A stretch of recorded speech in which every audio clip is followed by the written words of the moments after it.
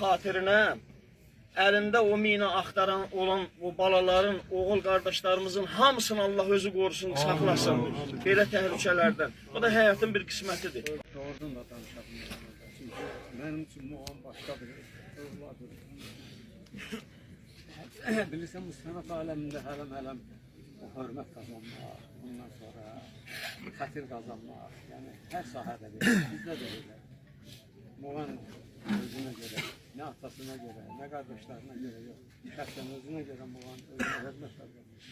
Ona görə də hamı onu çox istəyir. Mən heç nə dəyənmirəm. Allah sizə səbir etsin.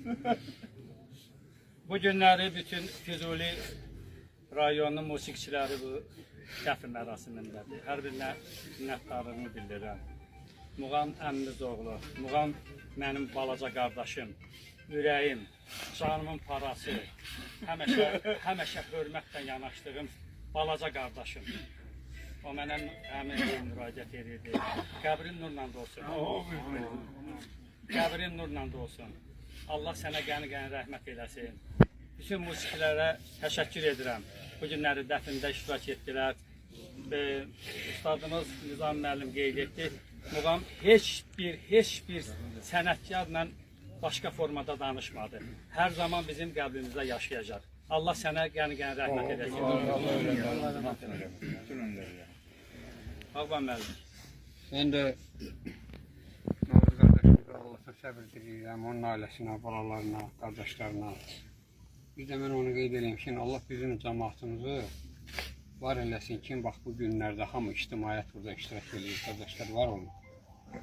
Allah Muğam qardaşımıza rəhmət eləsin, gözəl balaydı. Həqiqətən bunu yəni gördüyümüzü deyirik, çox səliqəli, səhmanlı, özünə hörmət qoyan, nə bilim, elə insan azdır həyatda. Allah rəhmət eləsin, Allah sizə var eləsin.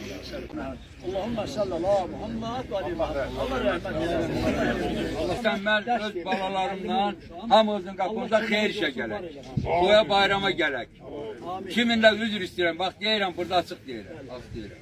Kiminlə xeyir işi varsa, heç kim bu işə görə ləngitməsin. Kimin toyu var, toyun eləsin.